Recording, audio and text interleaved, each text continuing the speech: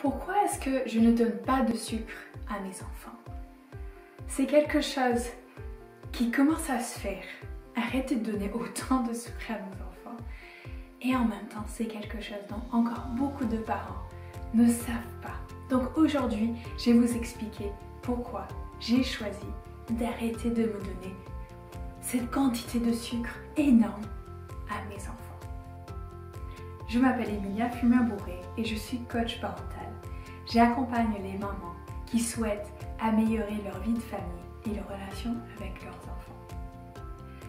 Et donc, aujourd'hui, on va aborder cette question. Pourquoi est-ce que c'est intéressant de faire baisser la quantité de sucre que nous donnons à nos enfants? Déjà, premièrement, c'est une question de santé.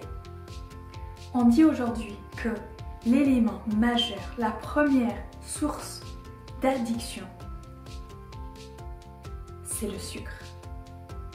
Le sucre est plus addictif que n'importe quelle drogue ou autre chose que nous pourrions ingérer, vivre, expérimenter.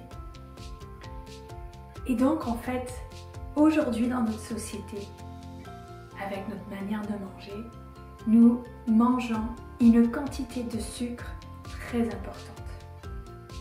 Le souci de ça, c'est que ça a un impact sur notre corps, ça crée des maladies sur le long terme, le diabète, le surpoids et plein d'autres bien sûr.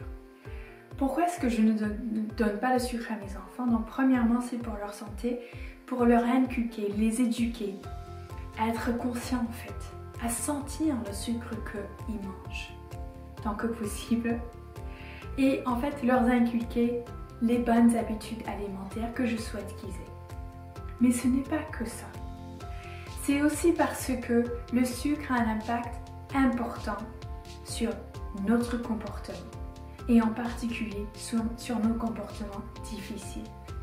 Le sucre, plus nous mangeons de sucre, plus par exemple il va y avoir aussi un impact sur nos intestins et sur les bactéries que nous avons dans notre intestin. Et ça va avoir un impact du coup sur la digestion de nos aliments dans nos intestins et la capacité pour notre corps de bien ingérer, digérer les aliments que nous mangeons. Ça va avoir un impact sur comment notre corps, notre cerveau prend ces éléments, ces aliments, ces minéraux, comment notre cerveau est en capacité de réfléchir. Et plus nous avons de sucre, plus nous déséquilibrons en fait tout ce système à l'intérieur de notre corps. Et donc plus il devient difficile pour nous de bien nous comporter. Et donc petit à petit en fait, notre cerveau a de moins en moins de capacité à agir, à nous permettre de bien nous comporter. En plus, en fait, comment est-ce que ça impacte notre comportement? Par les oscillations en fait de hypo et de hyperglycémie. Quand j'ai faim, et en particulier un enfant quand il a faim, il va penser que à ça.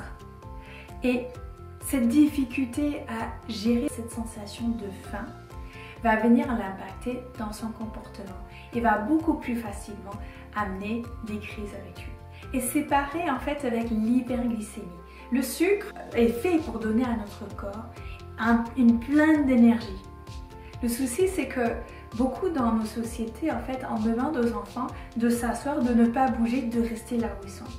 Mais quand nous leur donnons une sucre qui donne cette énorme énergie à leur corps, comment est-ce possible pour nous aussi de leur demander de rester assis, de ne pas bouger, de ne rien dire?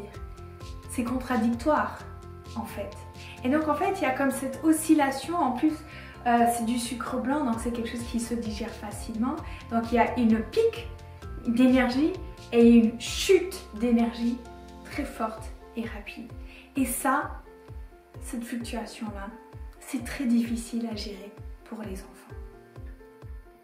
Et donc comment je fais en fait? Déjà, nous mangeons le plus possible des choses fraîches, de la nourriture fraîche que je cuisine moi-même. au lieu de manger de la nourriture industrielle qui a très souvent du sucre rajouté dans énormément d'aliments. Vous en seriez surpris si vous choisissiez d'aller regarder les étiquettes de ce que vous achetez aujourd'hui. Aussi, j'achète par exemple des yaourts nature pour mes enfants. Je rachète des céréales sans sucre par exemple. Et en fait, quand ils mangent du sucre, c'est nous qui le rajoutons. Donc du coup, nous contrôlons la quantité de sucre qu'ils rajoutent. Et ils mangent des sucres autres, par exemple le sucre de coco, le miel et autres types de sucre en fait qui vont leur permettre d'avoir, non au contraire du sucre blanc en fait, un apport en sucre mais qui a aussi un apport en minéraux. Donc c'est pas un apport qui vide de nutriments pour leur corps. Sachez en tout cas que si vous décidez pour vos enfants d'aller vers une alimentation avec une quantité de sucre plus bas, ça demande, comme tout changement, un temps d'adaptation. Nous ne pouvons pas aller vers ce type d'objectif et aller avoir aussi d'autres objectifs à la fois. Et en même temps, c'est un moment très chouette pendant l'été pour aller vers une baisse du sucre que nous mangeons petit à petit. Parce qu'il n'y a pas d'école, il y a moins de contraintes et donc c'est plus facile d'amener de nouveaux objectifs de ce style qui vont dans un premier temps nous donner l'impression de vivre plus de contraintes. En tout cas, je suis là pour vous si vous avez des questions sur comment est-ce que j'amène une alimentation plus faible en sucre pour mes enfants.